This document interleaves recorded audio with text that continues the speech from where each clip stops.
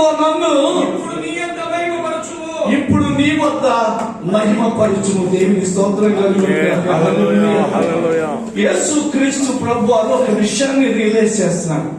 ఆయన 33.5 సంవత్సరాలు భూమి మీద ఉంటూ చివరి 33.5 సంవత్సరాలకి మాత్రమే దేవుని పరిచయం చేశారు. ఆ పరిచయంలో 12 మందిని హీరోలు తయారు చేస్తే 12 మంది కూడా ప్రపంచానికి కదిలించేశారు. ఎంత విచిత్రం ఇది! ఒక 12 మంది ప్రపంచాన్ని కదిలించేది అంటే అది unless the Lord's power with them they cannot. కనుక వీరు 12 మందిని దేవుడు ఏర్పరచుకున్నది పక్కన పెట్టండి. యేసు క్రీస్తు ప్రభు వారు అక్కడ స్వయంగా అన్న మాట ఏంటంటే,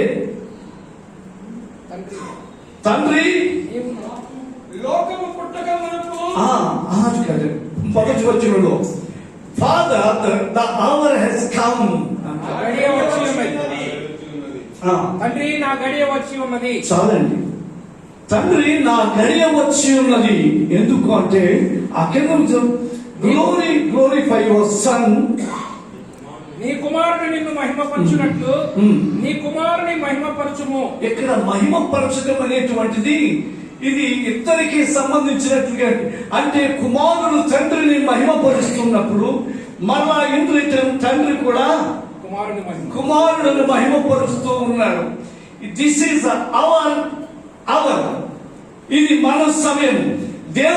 దేవుని మహిమపరచడానికి భారతదేశంలో దేవుడు సువార్త యొక్క ద్వారాలు మూసివేయలేదు. హల్లెలూయా. నేను విషయాన్ని గమనిస్తూ ఉన్నాను. బీజేపీ కానివ్వండి, మరే గవర్నమెంట్ అయినా కానివ్వండి, ఇది ఇప్పుడు కొత్తదేమీ కాదు. From the very beginning of the world the Satan is working against the Kingdom of God. దేవుని యొక్క రాజ్యములకు ప్రతికూలంగా వ్యతిరేకంగా శత్రువైన సాతానుడు వాడు పనిచేస్తూనే ఉన్నాడు. ఆగిదా? నీరు చక్రవర్తి ఆపగలిగాడా? ఇంకెంతో మంది చక్రవర్తులు దీనికి ప్రతికూలంగా పనిచేసిన వాళ్ళు పోయారు. కానీ ఇది అభివృద్ధి చెందుతూనే ఉంది. మనకు బాగా తెలుసు. నిర్గమ కాండములో ఐగుప్తులు వారు పెట్టిన వెట్టి పనులు ఎక్కువైపోయినా కూడా అందులో వాళ్ళు వృద్ధి పొందిపోయినట్లుగా శ్రమలు లేకపోతే క్రైస్తవత్వం వృద్ధి నొందదు. ఆమేన్. ఎందుకంటే క్రీస్తు యేసు నిమిత్తమై సభ్యత్వంతో బ్రతకను ఉద్దేశించు వారికి వారు శ్రమలు పాల్గొతారనేటువంటి మాటలు దేవుని యొక్క వాక్యం గురించి మనం చూస్తాం. అయితే మనము ఉద్యమము కొరకు సిద్ధపడుతున్నప్పుడు ఆ సిద్ధపాటులో శ్రమ కొరకు కూడా సిద్ధపాటు పడటం అనేటువంటి ఇట్స్ అన్ ఆబ్వియస్. అందులో అది ఒక భాగమై ఉంటుంది. యేసు క్రీస్తు ప్రభువారు మహిమలో ప్రవేశించడానికి ముందు భయంకరమైనటువంటి శ్రమ అది ఎంతవరకు వచ్చేసింది. నేను దాన్ని అర్థం చేసుకోవడం ప్రయత్నం చేస్తే, తండ్రి నీ చిత్తమైతే ఈ పాత్ర నా యొద్ద నుండి తొలగించు. ఎందుకు అన్నారా ఈ ప్రభువారి మాట? ఆయనకు తెలుసు. He knows the very purpose of his coming into this world to be crucified. ప్రభు చేత ఆ మనుషుల చేత సిలువ వేయబడటం అనేటువంటి ఆయనకు అక్కడే తెలుసు. కానీ భూమి మీదకి వచ్చిన తర్వాత సరిగ్గా గడి వచ్చేటప్పటికి ఆయనకి భయమైంది. కారణం ఏంటంటే అంత భయానకమైన పరిస్థితిని ఎదుర్కొంటేనే కానీ మన వరకు రక్షణ. అందుకని విశాఖపట్నంలో దైవజనుడు ఓ పాట పాడతాడు.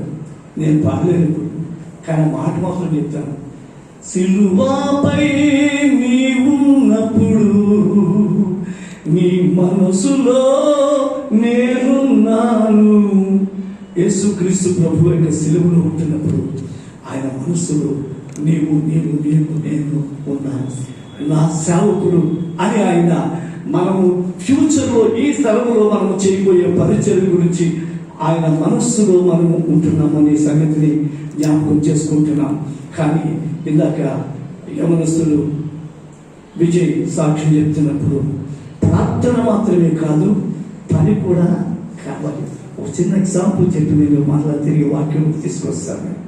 శ్రీకాకుళంలో నేను అక్కడ ఉంటున్నాను. 42 సంవత్సరాలుగా అయిపోయింది. ఆ ప్రాంతంలో ఒక పెద్ద దైవజనుడు, నాకు పెద్ద దైవజనుడు అంటే చాలా ఎక్కువ పాపులర్ అయిపోయిన దైవజనుడు అని నేను అంటలేదు, కానీ నా దృష్టికి ఆయన చాలా గొప్ప దైవజనుడు. ఆయన కలకట్టాలో ఉండేటువంటి అంబాసిడర్ కార్ కంపెనీకి ఆయన ఒక క్వాలిటీ కంట్రోల్ ఆఫీసర్గా చేస్తూ ఉన్నటువంటి వ్యక్తి. ఒక కార్ బయటికి రావాలంటే ఆయన సంతకం లేకపోతే కారు బయటికి రాదన్నమాట. అంత పెద్ద స్థాయిలో ఉన్నటువంటి ఆఫీసర్. బట్ అయితే is a God feeling man. అయితే ఆయన శ్రీకాకుళంలో మాకు అక్కడ ట్రైబల్ ఏరియాస్ చాలా ఉన్నాయి. అక్కడ సీతమ్మపేట ఇంకా ఏరియాస్ అన్నింటిలోనూ కూడా ఆ ప్రాంతం నుంచి దగ్గరలో ఆంధ్రవలస ప్రాంతం నుంచి ఆయన వచ్చిన వ్యక్తి. ఆయన భారమంతా ఏంటంటే ఆ ఆటవిక జనాంగం ప్రభువునందు రక్షించబడాలి. వారికి సరైనటువంటి వస్త్ర సంస్కారం ఉండదు. అంటే ఆడవాళ్ళైనా మగవాళ్ళైనా కింద ఏదో చిన్న గోచీలాలు పెట్టుకుంటారు. పై విషయం వాళ్ళకి అక్కర్లేదు. ఎందుకంటే రీజనింగ్స్ ఏమిటంటే సిగ్గులేక కాదు, కానీ వాళ్ళ కల్చర్లో అలా అయిపోయింది. రెండోది ఏంటంటే అలవాటు అయిపోయింది. ఇంకా ఫైనల్ గా చెప్పాలంటే they are financially so backward. ఇలాంటి పరిస్థితుల్లో ఆ ప్రజల రక్షణ కొరకై ప్రతిరోజు రాత్రి ఏడుస్తూ ఉండేవాడట. కన్నీరు కాలుస్తూ ప్రార్థన చేస్తూ ఉండేవాడట. ఇలా జరుగుతుంది. చక్కటి ఉద్యోగంలో ఉన్నాడు. ఆ ఉద్యోగం చేసుకుంటూ పరిచయం చేస్తూ ఉన్నాడు. ఎంత బాగుంటాడంటే సినిమాక్టర్ కంటే అందం ఉంటాడు. ఆయన తెల్లగా ఉంటాడు, చాలా చక్కగా ఉంటాడు, అందమైనటువంటి దివ్యుడు. అయితే ఒక రోజు రాత్రి ప్రభు మాట్లాడుతున్నారట. ఆయన పేరు కొంతమందికి తెలిసి ఉండొచ్చు, నారాయణ పాల్. తెలుసు కదా, ఫిలిప్ తిమోతి గారు తండ్రి గారు. ఆయన ప్రార్థన చేస్తూ ఉంటుండగా ఒక స్వరం నిలబడుతుందట. ఆయన, నారాయణ, ఎంతకాలం నుంచి ఏడుస్తావు వాళ్ళ కొరకు, ఎంతకాలం నుంచి నీవు కన్నీరు కలుస్తూ ఉంటావు. నీలాగా కన్నీరు కార్చేవాళ్ళు, నీలాగా వేదన చెందేవాళ్ళు, ఆ నశించిపోయే ప్రజల నిమిత్తమైన అనాగరికమైన జనం వరకు ఇంతగా ఏడ్చేటువంటి వారు నాకు ఇంకెవరు కనబడలేదయ్యా నారాయణ. నేను నువ్వేరుతూ నిన్నే పంపిస్తాను. Praise the lord. హల్లెలూయా. ఆ దైవజనుడు దేవుని యొక్క మాటలు కానీ ఆ కారు బంగళ ఉద్యోగం అంతా విడిచిపెట్టి పంచ కట్టుకుని అరణ్యంలోకి వెళ్ళి 13 సంవత్సరములు ఈ కొండ నుంచి ఆ కొండకి, ఆ కొండ నుంచి ఇంకో కొండకి, కొండలు. ఎందుకంటే అప్పటికే 4-5 పిల్లలు వీరికి దగ్గర కాన్పులు కాబట్టి. అయితే ఈ పిల్లల్ని కావుల్లో మోయించుకుని, ఇది చాలా చిన్న పని కాదు, ఒక అడవుడిని పెట్టుకుని వాటి కావులతో మోయించుకుని అలాగా గ్రామానికి వెళ్ళి 13 సంవత్సరములు పరిచర్య చేశారు. ప్రియమైన దేవుని సంగమా, 13 సంవత్సరాలకి ఒక్క ఆత్మ రక్షించబడలేదు. అలా అనిపిస్తుంది. ఇది దేవుని చిత్తం కాదేమో, అనవసరంగా వచ్చేసేదేమో అనుకోవచ్చు. కానీ ఆ దైవజనుడు నమ్మకముగా పరిచర్య చేస్తున్నాడు, కష్టించి పనిచేస్తున్నాడు. 13 సంవత్సరముల తర్వాత ఒక్క కొండోడు ఆయన నాకు చూపించారు. ఆ సీనియర్ వ్యక్తిని కూడా ఆయన చనిపోకముందు ఒక్క వ్యక్తి రక్షించబడ్డాడు. ఆ ఒక్క వ్యక్తి తర్వాత నేను చెప్పనా, ఒక్కొక్క గూడెల కింద ఉంటాయి, గూడెములు అంటారు వాళ్ళని. ఒక గూడెంలోకి వెళ్ళి సువార్త చెప్తే గూడెం అంతా కూడా రక్షించబడిపోయి గూడెం అంతా కూడా వాళ్ళ బాప్తిసాలు చేసుకుని అలాగా ఆ కొండ ప్రాంతాలన్నిటిలో కూడా ప్రతి సంవత్సరం యాన్యువల్ కన్వెన్షన్ జరిగితే ఆయన నన్ను కూడా ఇన్వైట్ చేస్తూ ఉండేవారు. నేను వెళ్తే ఓ రోజు ఇలాగే 11,000 మంది కన్వెన్షన్ లో దేవునికి వాక్యం అందించడానికి. అంటే కొండ, అది 2 కొండలు దాని 3వ కొండ మీద ఒక మైదానం ఉంది. అక్కడ పెట్టారు కూడా మూర్తిగారు కూడా అనేటువంటి ప్రాంతంలో. ఇప్పుడు 300 సంఘాలు ఆ సేవకు. But there is a great sacrifice and great investment in it. అందులో కుటుంబ సభ్యులు ఆ అరణ్యంలో 3 రాలిపోయారు. Praise the lord. హల్లెలూయా. ఆ తర్వాత ఇప్పుడు అక్కడ ఎంత అద్భుతమైన పరిచర్య అంటే, ఒకరోజు కొండలో నేను మాట్లాడి, గ్రేట్ బాబు, ఇక్కడ నువ్వు ఇలాగా పరిచయం చేస్తా ఉన్నావు యేసుప్రభు గురించి, ఒకవేళ అన్నారు. ఆ ప్రాంతంలో శ్రీకాకుళంలో కొంచెం నక్సలైట్ ఏరియా ఎక్కువ, ఇప్పుడు అంత కాదు కానీ అప్పుడు చాలా ఎక్కువ.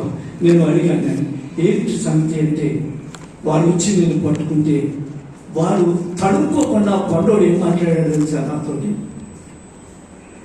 ఏంటా ప్రాణం పెడతా, చాలా ఈజీగా అన్నమాట. ప్రభు నిమిత్తం ప్రాణం పెడతా, ఏమి ఇంకా పెద్దగా ఆలోచన చేసుకోలేదు. ఇది నాన్ని అటువంటి పరిస్థితులు మన ఆంధ్ర రాష్ట్రంలో ఏర్పడుతుంది. It is our time. రండి దేవుని యొక్క వాక్యం ఉంచుకొని మాటలు నిర్మించు. అంతవరకు యేసుక్రీస్తు ప్రభు అదే అధ్యాయం ముందు కొంచెం ముందు అధ్యాయంలో చూస్తే 2వ అధ్యాయం నుంచి కూడా నా సమయం ఇంకా రాలేదు అని చెప్పేసి అన్న సందర్భాల్లో మనం చూస్తాం. ఎందుకంటే దాని మాట యొక్క అర్థం ఏంటంటే, నా సమయం ఇంకా రాలేదంటే నేను పట్టించుకోవటం లేదని కాదు, కానీ నా సమయము కొరకు నేను కనిపెడుతున్నాను అని నేను అర్థం చేసుకుంటాను. ప్రైజ్ ది లార్డ్, హల్లెలూయా. అయితే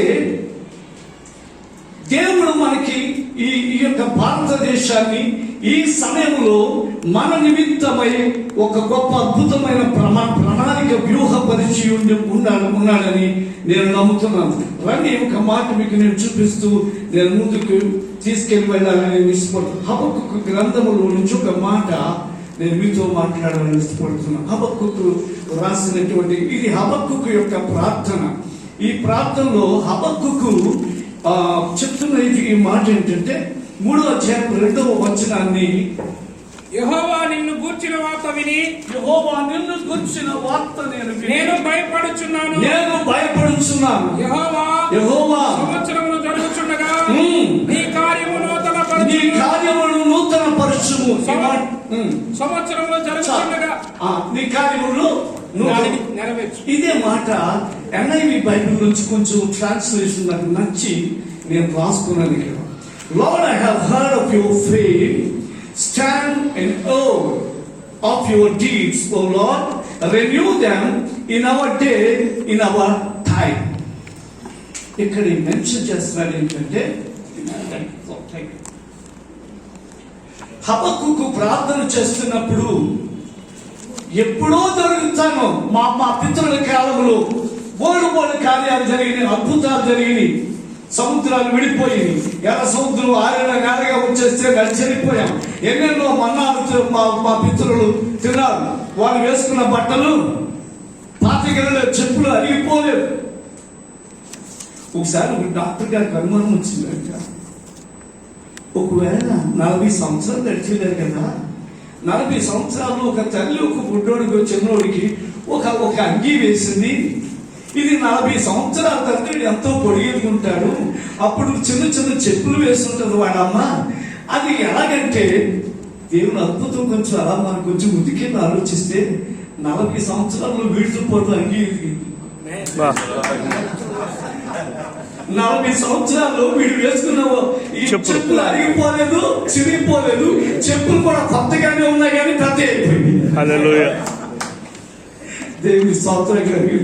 అంటే దేవుని సేవకులు వెళ్ళి మనకి ఇలాంటివన్నీ ఆలోచనలు వస్తున్నప్పుడు ఆనందిస్తుంటాం ప్రభువులు. సరే, మంచిది.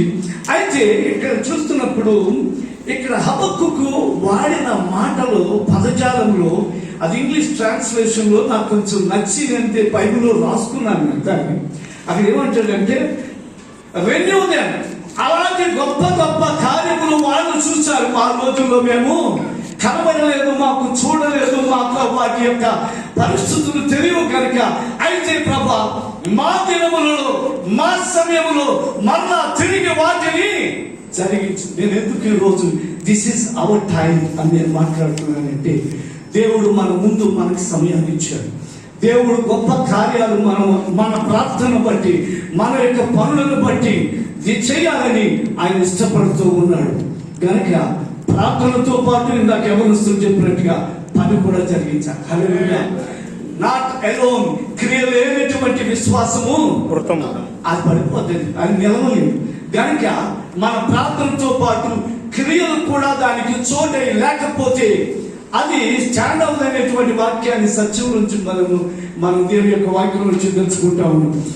నా సమయములో, మా సమయములో, మా దినములలో తిరిగి మరలా వాటిని నీవు జరిగించవా అని మనం ఎందుకు అడగకూడదు ఈరోజు?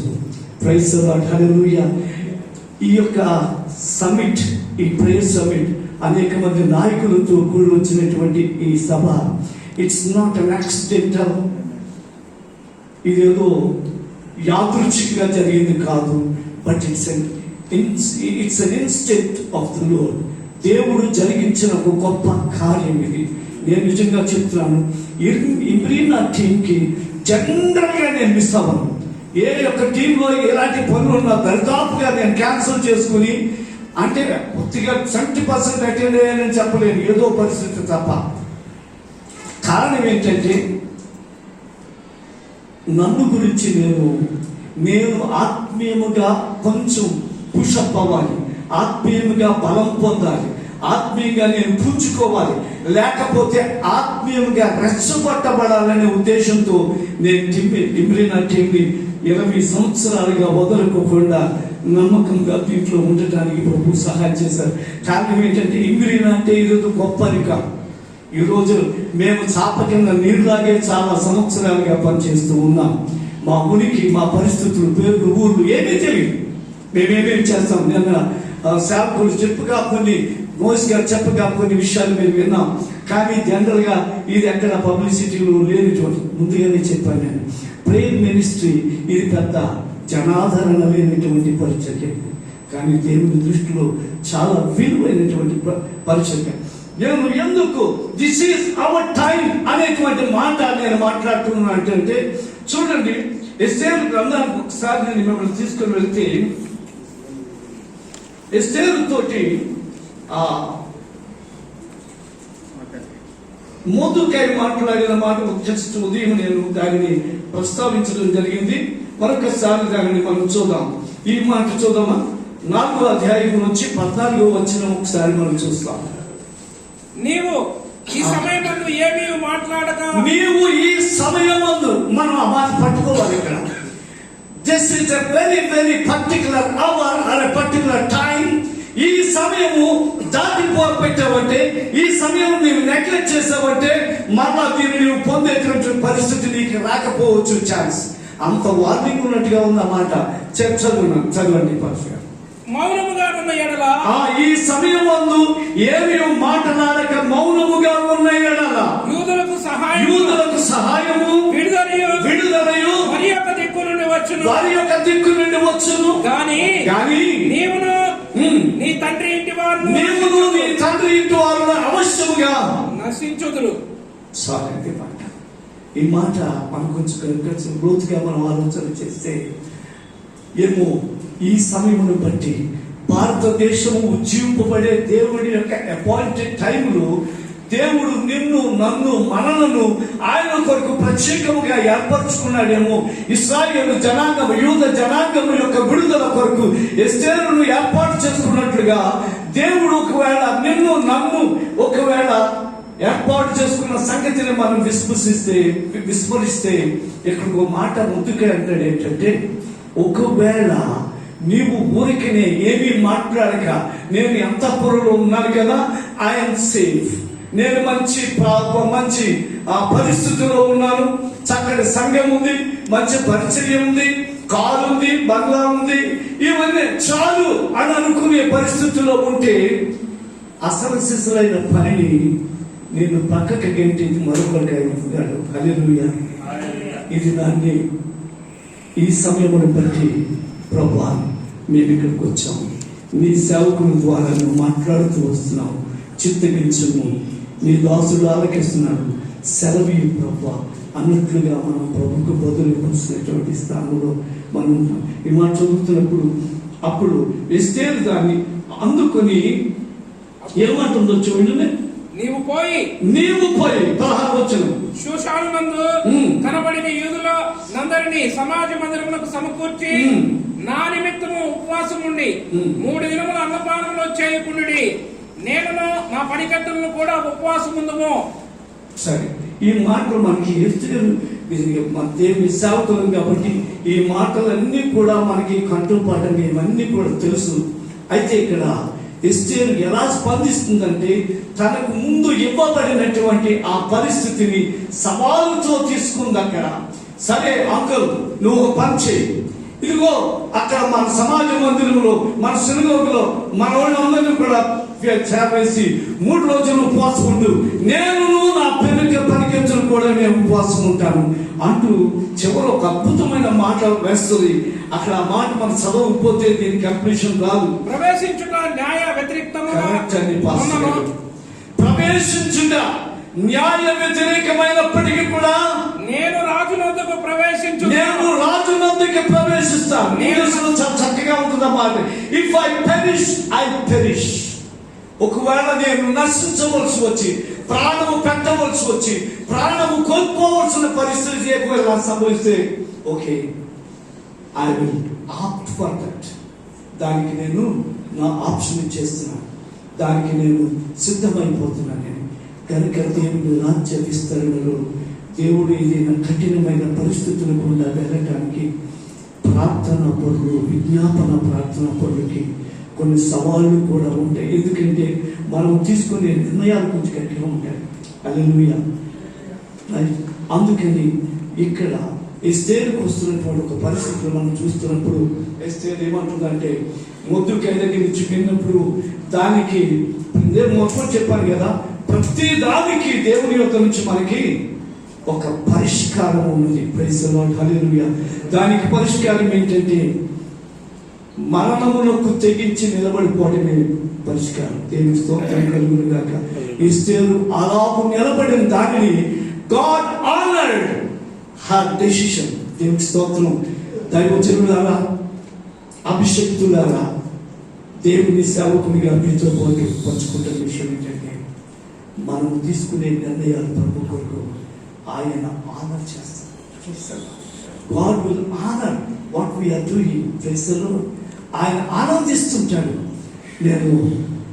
నేను చెప్పాను 9 దినాల్లో ఎవరికి తెలియదు, ఒక ప్రక్కన గవర్నమెంట్ జోన్ చేస్తూ ఉండేవాడిని. రాత్రి కాలంలో రాత్రంతా కూడా ప్రార్థనలో ఉండటము, లేదా గ్రామాలకి లారీల మీద పోతా ఉండేవాడిని. అప్పట్లో మాకు బస్ ఫెసిలిటీస్ ఎక్కువ ఉండేవి కాదు. శ్రీకాకుళంలో 8, 7:30 తర్వాత ఇంకేమి బస్సులు నడిచేవి కావు. కనుక నేనేం చేసేవాడిని అంటే, నాకు ఒక డొక్కు సైకిల్ ఉండేది. ఆ డొక్కు సైకిల్ నేషనల్ హైవేలో ఒక చోట నవభారత్ అనే ప్రదేశంలో ఒక చెట్టుకి చారబెట్టి తాళం వేసుకుని ఆ సీటు మీద చేసి, ప్రభా ఏ దొంగోడు కొళ్ళు దీని మీద పడుకోకుండా నువ్వు కాపాడు ప్రభు అని ఒక ప్రార్థన చేసుకుని వెళ్ళిపోయేవాడు అన్నమాట. దేవుని మహాకృపను బట్టి ఆ సైకిల్ నుంచి స్కూటర్ వరకు వచ్చే వరకు దాన్ని ఎవరు ముట్టుకోలేదు. దేవుని స్తోత్రం. ఒకసారి నేషనల్ హైవే మీద బండి ఇంచుమించుగా నా సైకిల్ 8 రోజులు ఆ చెట్టు దగ్గర వదిలేసింది. 8 రోజులు వచ్చేసిన తర్వాత ధూళి పట్టిపోయి జాగ్రత్తగా ఉంటుంది. ఎవరు తీసుకోలేదు. ఉంటారు అసలు అలాగా. దేవుడు ఎందుకంటే ఆయన పని చేస్తున్నాను, నేను నా వస్తువుని కాపాడేటువంటి భద్రత ఆయన తీసుకున్నాడు. దేవుని స్తోత్రం కలుగును గాక. ఈ విషయాన్ని మీకు కొంచెం హార్ట్ టచింగ్గా ఉంటుందో ఎలా ఉంటుందో తెలియదు, కానీ నేను ఎప్పుడు మర్చిపోలేని విషయం అన్నమాట. ఆ రోజు నేషనల్ హైవేలో అప్పుడు స్కూటర్ వచ్చేసింది. పెళ్లికి మా ఆవిడ మంచి బంగారు చైన్ పెట్టింది. మా ఆయనకి ఇది బాగుంటుంది అనుకుని అది దానిమ్మ గింజ చేతది. చాలా మంది ముందు ఎక్కువసార్లు వేసుకోలేదు. ఆవిడకి ఇష్టాన్ని బట్టి ఒక 2-3 సార్లు వేసుకుని ఉంటాను. మనం కొత్త కొలిసేది దాన్ని. ఈ హైవేలో నాకు లారీలు ఇవి త్వరగా ఇబ్బంది పడిపోయినోడు కాబట్టి అది అమ్మేసి దాన్ని కొంచెం ఏదో కలిపి మొత్తం మీద ఒక సెకండ్ హ్యాండ్ స్కూటర్ తీసుకుని దాని మీద గొప్ప పరిచయం చేశాను. ఒక 8 టైర్లు అనుకుంటాను. అంటే ఎంత తిరుగుంటానో మీకు అర్థం అవుతుంది. కనుక ఒకరోజు నైట్ నేను ట్రావెల్ చేస్తూ చాలా చిన్న చీకటి ప్రదేశము వెళ్తూ ఉన్నాను. ఎందుకో మనసుగా అనిపించింది, ప్రభువును అడగాలనిపించింది. అడగటం అంటే ప్రార్థనలా కాదు, మామూలుగా అడుగుతున్నాను నేను. ప్రభా, ఒక ప్రకారం పగలంతా ఉద్యోగం చేసుకుంటాను నేను. ప్రతిరోజు కూడా ఏదో ఒక గ్రామానికి ఏదో చోటకి వెళ్ళి నీ మాట చెప్పడానికి ప్రతిరోజు విధిగా వెళ్ళిపోతుంటాను. నన్ను వెనకాల ప్రోత్సహించిన వాళ్ళు ఎవరు లేరు. నేను ఇలా వెళ్తూ వస్తున్నట్టుగా కూడా ఎవరికి తెలియదు. నేను అడిగాను ప్రభుని చిన్న స్వరంతో, అసలు ఆయన ఏమంటారు? ప్రభా, నేను ఇలా వెళ్తున్నాను, ప్రతిరోజు నువ్వు చూస్తున్నావు, ఇంకెవరికి తెలియదు. నీవు నన్ను చూసి నువ్వు సంతోషిస్తున్నావా అని తప్పేముందా? నా నాన్నగారు అయినా అడగాలి నాన్నగారిని అడగటం, క్లోజ్నెస్ తీసుకోవటం నేను తప్పేముందా? అడగాలి కొన్ని మాటలు మీరు అందరూ వాడతారో లేదు కానీ మీ భాష మీకుంటుంది, నా భాష నాకు ఉంటుంది అనుకోండి. ప్రార్థనలో ఆయనతోటి చాలా క్లోజ్ అయిపోయేసారి ప్రభా అసలు అందుకే నువ్వంటే పడిచేస్తాను, నీ ప్రేమ దగ్గర నేను పడిచేస్తాను. కారణం ఏంటంటే నువ్వు అంతగానో నేను ప్రేమిస్తాను. అలాగే నేను ఆ రోజు అడుగుతున్నాను, ప్రభా నేను నీకు ఆనందం కలుగు చేస్తున్నానంటే వెంటనే ఒక స్వరము నా ఆత్మలోంచి నేను వినగలిగాను. ఏంటంటే నా కుమారుడా నిన్ను చూసి నేను అత్యానంద భరితుల్లో అవుతున్నాను. Praise the lord, hallelujah. Amen. School రాపేసాను, కన్ను దగ్గర వచ్చేసి చేతులు వచ్చి కచ్చి తీసుకుని తుడుచుకుని రుద్దుకుని ఆ దుఃఖం తీరి ఆనందంలో నేను నా కడంతా నీళ్ళు నిండిపోయింది. కడ కొడుకుల్లో నేను ముందుకు నా దారి కనపట్టలేదు.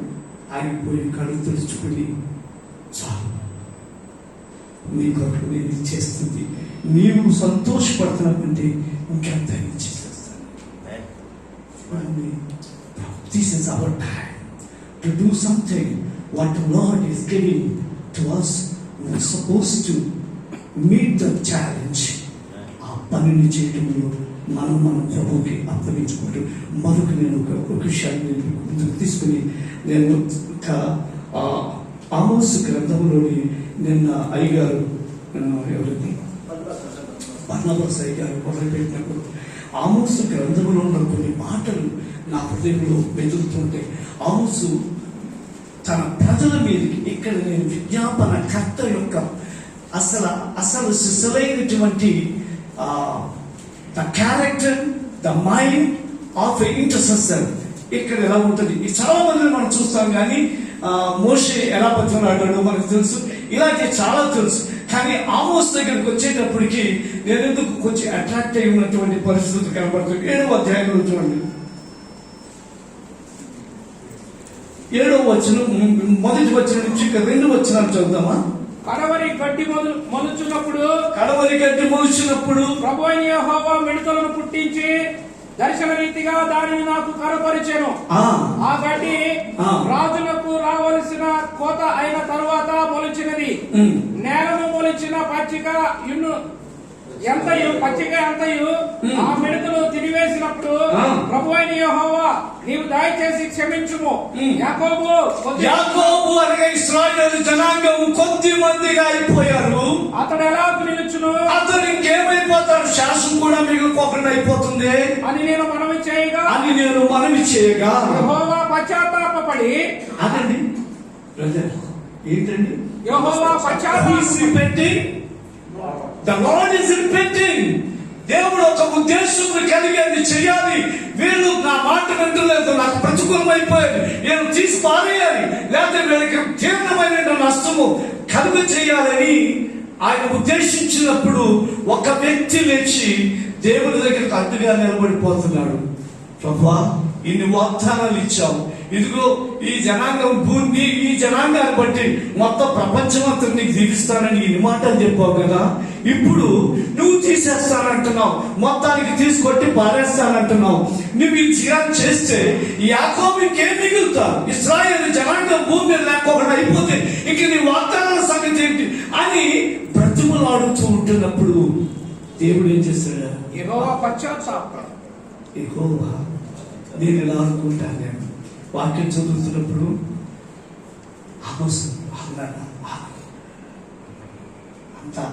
అంత సరేలే నువ్వు అన్నట్లుగా నేను ముట్టుకోలే, సరే అది నేను చెయ్యలే అని దేవుడు రియలైజ్ అవుతుంది. God will realize by listening the prayers of his saints and prayer warriors. దేవుడి స్తోత్రం కలుగును గాక. దేవుడు తన యొక్క ప్రార్థన విజ్ఞాపన పరుల యొక్క ప్రార్థనలు విని రియలైజ్ అవుతాడు దేవుడు. హల్లెలూయా. కనుక అటువంటి విజ్ఞాపనలోనికి మనము వెళ్ళటానికి దేవుడు ఇటువంటి సదస్సులోనికి ఎన్లైటింగ్ చేయడానికి మనల్ని తీసుకుని వచ్చాడని నేను నమ్ముతున్నాను. ఈ యొక్క కూటంలో నిన్నటి జరిగిన మొదటి కూటంలో నేను చాలా హార్ట్ టచ్ అయిపోయాను. ఇంకా అప్పుడు ఉన్న తీవ్రతలో ఇప్పుడు లేవేంటి అని నాకు ఒకసారి గుండెలో ఒక రకమైనటువంటి సర్దుబాటు జరిగింది ఇక్కడ. ప్రైజ్ కనుక ఈరోజు నాకు అనిపించింది, బ్రదర్ ఉదయం మీరు ఫస్ట్ సెషన్లో మాట్లాడాలంటే కొంచెం నేను తటపటాయించినట్లుగా ఇంతమంది పరిశుద్ధులు, ఇంత గొప్ప దైవజనుల మీద నేను నిలబడి ఏం మాట్లాడుతున్నా అన్నట్లుగా అనిపించింది. కానీ దేవుడు నా హృదయంలో పెట్టి నేను మీ వరకు తీసుకురావడానికి నేను నిలబడ్డాను. చదువుతున్నా ఇంకా యెహోవా పశ్చాత్తాపడి అది జరగదని సెలవిచ్చాను, మరియు అగ్ని చేత దండింపవలనని. చూడండి, రెండోసారి దేవుడికి కోపం ఆగలేదు, అంచుకోలేకపోయాడు, అగ్ని చేత దండిద్దాం అనుకున్నాడు ఆయన. అగ్ని రప్పించి ప్రభువైన యెహోవా దానిని దర్శన రీతిగా నాకు కనపరచెను.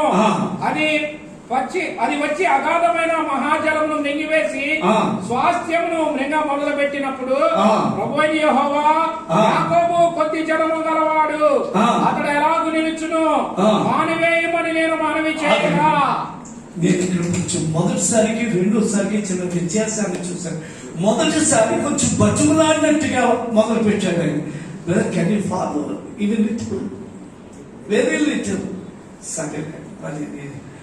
సరే పోయి దేవుని స్తోత్రంగా మన మధ్య త్రిభాషి ఉన్నారు కాబట్టి వారికి ఎలాగ అర్థం అవ్వాలని చెప్పేసినాడు. సరే సమయం ఆయన try to reach the meaning. Okay, ఇక్కడ మొదటిసారి ఆయన బ్రతిమలాడుతున్నప్పుడు బ్రతిమలాట అనేటువంటిది కనబడుతుంది.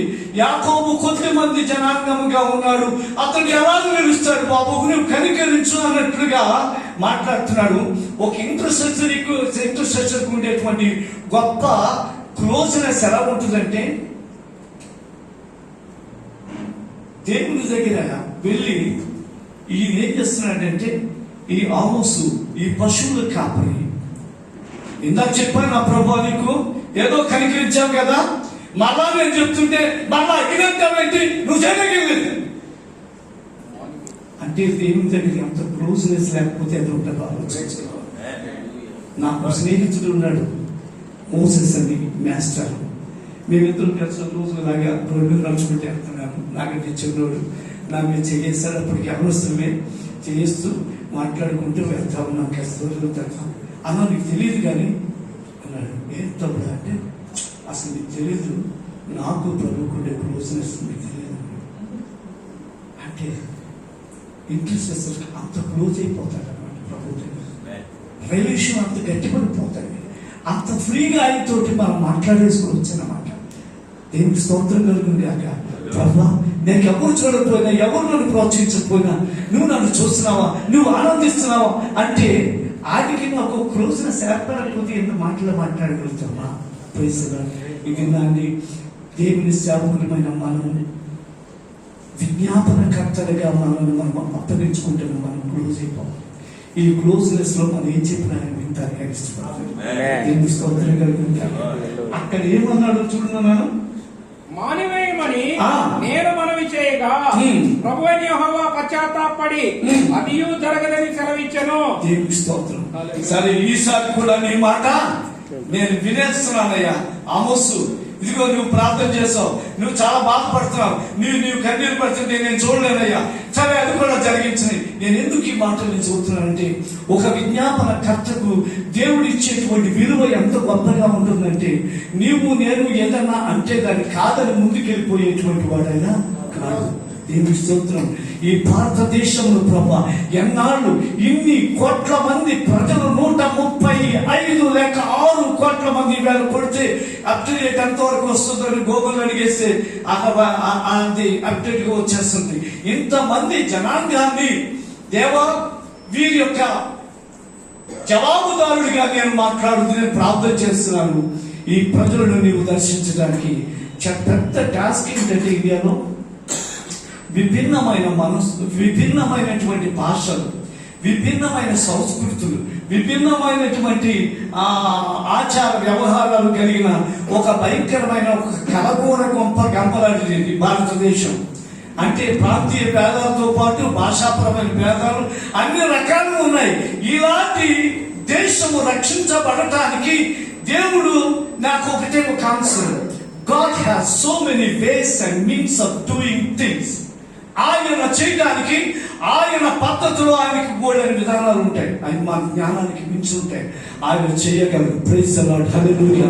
ఒక్కసారిగా నీవు నేను మనం అందరం కలిసి ప్రార్థన చేస్తున్నప్పుడు ఏదైనా చేయగలరు. మనం చూసాము దానియేలు వాడుకున్నాడు.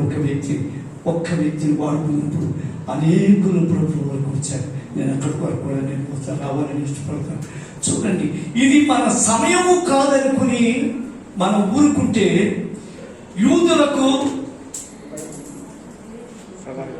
విడుదల మరొక వైపు నుంచి వచ్చేస్తాడు. దేవుడు స్తోత్రం. దేవుడు చేయలేక, దేవుడు ఏదైనా చేయాలి. దేవుడు దాంట్లో నన్ను నిన్ను మనల్ని వాడుకోవాలని ఇష్టపడుతూ ఉన్నాడు. చూడండి, హబక్కుకు కాదు కానీ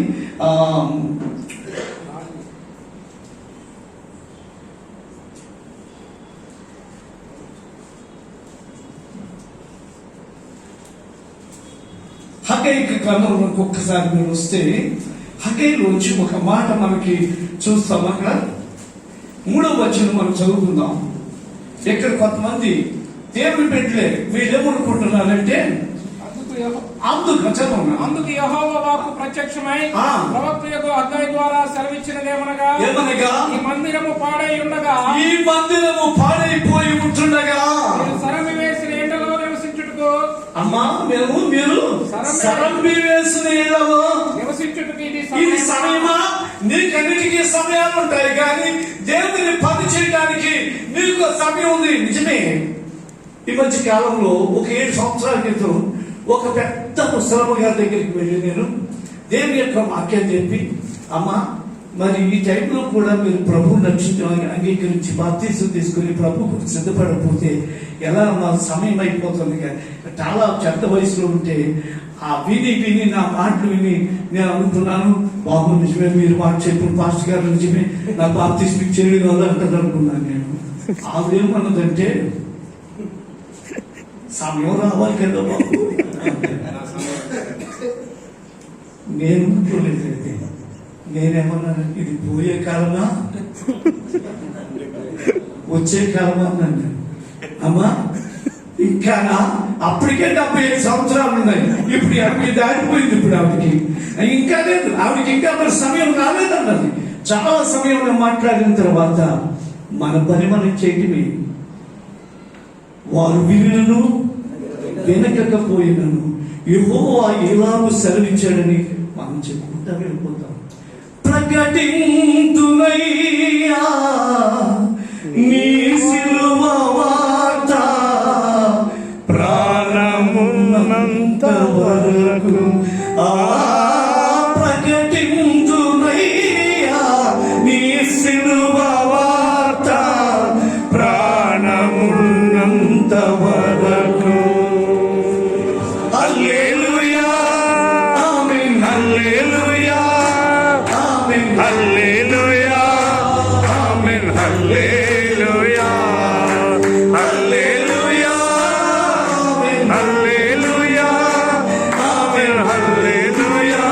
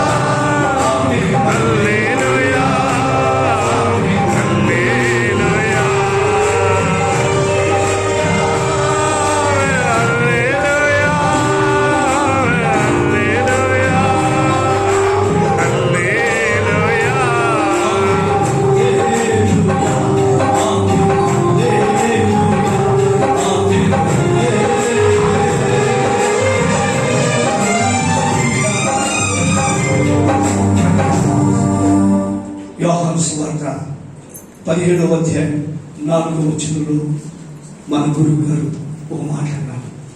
చీటుకు నీవు నాకు ఇచ్చిన పనిని సంపూర్ణము చేసి సంపూర్ణంగా నెరవేర్చి భూమి మీద నిన్ను మహిమపరచు. భూమి మీద నిన్ను నిలిచి. This is a time for us to glorify the Lord while we are on the earth. భూమి మీద మనం ఉంటున్నప్పుడే, ఏమైనా చేయడానికి మన వంటిలో శక్తి ఉన్నప్పుడే, గొంతులో మనకి స్వరం ఉన్నప్పుడే, కంటిలో చూపు ఉన్నప్పుడే, చెవులో వింటుకు శక్తి ఉంటున్నప్పుడే, కాలంలో శక్తి ఉన్నప్పుడే ఏమి చేయగలగాలో అది చేయగలరు. నా వివాహమైన మొట్టమొదటి రోజు నా భార్య నేను కలిసి ప్రార్థన చేసుకున్నాను. ఇద్దరము మోకరించాము. ఆమె ప్రభువును రక్షించబడిన అమ్మాయి అంటే పెళ్లి చూసుకున్నప్పుడు అమ్మాయి. ఇద్దరు కలిసి ప్రార్థన చేస్తే ఆమె ఒక చక్కటి ప్రార్థన చేసింది. నాకు ఎంత ఇష్టమైందంటే ఆ మాటతో చిట్ట చివరి వరకు ఆమె నిలబడిపోయారు. ఏంటంటే, మన యవ్వన కాలంలో చెయ్యగలిగినంత పని ఎంత మనకి అప్పగించబడుతూ అంత చేసేద్దామండి. నేను మీతో పరిపూర్ణంగా ఏకీపిస్తాను. ఒకవేళ పెద్ద వయసు వచ్చినప్పుడు మన అవయవాలు హెల్త్ మనకి సహకరించకపోతే అప్పుడు మనకి రియలైజ్ అవ్వక్కర్లేదు. అని దేవుని స్తోత్రం కలుగును కనుక ఆమె అన్న మాట ప్రకారంగా ఆమె చిట్ట చివరి వరకు 2019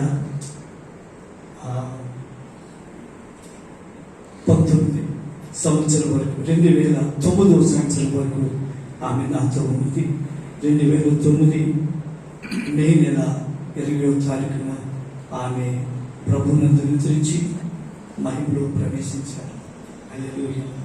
ఆ చిట్ట చివరి వరకు అదే మాటతో నాకు ఆమె సహకరించింది. ఆమె అన్న మాట నాకు ఈ రోజుకి కూడా చాలా గుర్తుంటుంది. ఏంటంటే, చేయుటకు మనకి ఏం పని అప్పగించారు అది పరిపూర్ణమైన స్థాయిలో దాన్ని చేయాలి. అలా చేసిన ఒక వ్యక్తిని మీకు తెలుసు తెలియదని కాదు, కానీ ఒకసారి చూద్దామా. తిమోతికి రాసిన పత్రిక, మీకు ఎక్కడికి వెళ్తానని మీరు ఊహించవచ్చు. తిమోతికి రాసినటువంటి పత్రిక 2వ పత్రిక. ఆ మాట పౌలు గారు, అపోస్తులైన పౌలు గారు ఈ మాటను చెప్తూ ఆ మాటకి తో ఆయన ముగింపు దిశగా ఆయన వెళ్తున్నట్టుగా మనకి తెలుసు. చదువుతామా 6వ వచనం. నేను ఇప్పుడే అక్కడ చదువు 6వ వచనం, 4వ అధ్యాయం 6వ వచనం 2వ పత్రిక. నేను ఇప్పుడే పానార్పణముగా పోయబడుచున్నాను. పర్ణవాస్ గారు నిన్న ఈ పారార్పణం గురించి అని చెప్పారు. నేను కూడా కొంచెం ఎక్కువగా చదివాను దాని గురించి. అంటే పాది అర్పణ మధ్యలో సహోదరులు తమ్ముడు గారి పేరేంటో విజయసారథి గారు మీకు బాగా తెలుస్తారు. పానీ అర్పణం అంటే కదా. ఈ పానీ అర్పణం చేసినప్పుడు ఏంటంటే ఆ హోమంలో వేసేది ఏది మరలా తిరిగి వెనక్కి రాదనమాట. అది అలాగే పోతుంది. కనుక అపోస్తలుడైన పౌలు అక్కడికి వెళ్ళాడు అనమాట. నేను పానీయార్పణముగా పోయబడుచున్నాను. నాకు అర్థమైపోయింది. This is the time of my departure from this earth. సమీపమై ఉన్నది. మంచి పోరాటము మంచి పోరాటము పోరాడము. నా పరుగును తుదము కనుముట్టించేశాను. విశ్వాసము కాపాడు. ఏదైతే ప్రభు వల్ల నేను పొందుకున్నాను అవన్నీ చక్కగా భద్రంగా కీపప్ చేశాను. ఇక మీదట నా కొరకు నీతి కిరీటం ఉంచబడి ఉన్నది. జీవ కిరీటం మోయువేళ ఎంత సంతోషము. జీవ కిరీటం మోయువేళ ఎంత సంతోషము. సోలిపోవలదు మనసా, సోలిపోవలదు. సోలిపోవలదు మనసా సోలిపోవలదు నిన్ను గని పిలచిన దేవుడు విడిచిపోతాడా నిన్ను గని పిలచిన దేవుడు మరచిపోతాడా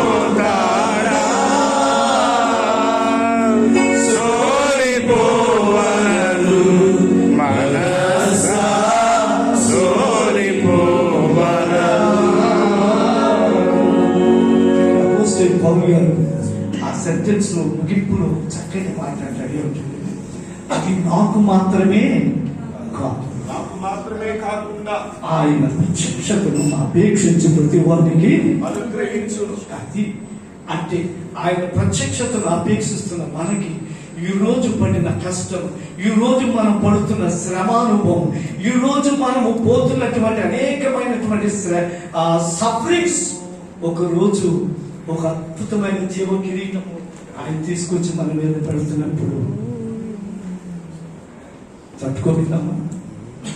అది తట్టుకోగలమా? అడుగులు తడబడిపోతాయి, మాటలు రావు, కౌగులించుకుందామని ఆయన దగ్గర తీసుకుంటే కాళ్ళ మీద జారిపడిపోతాం. ప్రైస్తరా, ఎంత సంతోషం అది. కనుక ఈ సమయంలో నేను తెగించి పొడిగించి మాట్లాడటానికి పాస్టర్ గారి మాటలు నోటులో ఎంత ఎన్ని మాట్లాడినా మాట్లాడగలుగుతాం, కానీ ఇంతకు మించి అవసరం లేదనుకుంటాం. కనుక ప్రయాసపడతాం, కష్టపడతాం, కన్నీరు కలుస్తాం, అనేక మంది ప్రజలను కలుస్తాం, వారిని ప్రభువులు తీసుకుంటాం. దానికి మించి విజ్ఞాపన ప్రార్థన, దాన్ని కొనసాగిద్దాం. ప్రభు యొక్క రాజ్యాన్ని వెళ్దాం. ఒక రోజు ప్రభు వచ్చినప్పుడు ఆ కిరీటాన్ని అందుకున్నాం.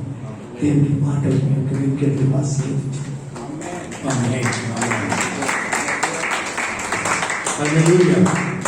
ఆరంభించరు అసలు నీచ మానవులు, లేకపోతే అధములు. ఆరంభించి ముగించరు మధ్యములు, ఆరంభించి ముగించెదరు ఉత్తములు. అయ్యా, ఆరంభించి ముగించెదరు ఉత్తములు, ఆరంభించరు అసలు అదములు నీచ మానవులు లేక అధములు. ఆరంభించి ముగించరు మధ్యములు, ఆరంభించి ముగించెదరు మన యేసయ్య ఉత్తముడు. ఆయనకి ఇవ్వబడిన టాస్క్ అంతా ఆయన పరిపూర్ణంగా ఆయనకి అందరు లేచిన మంచి పవర్ఫుల్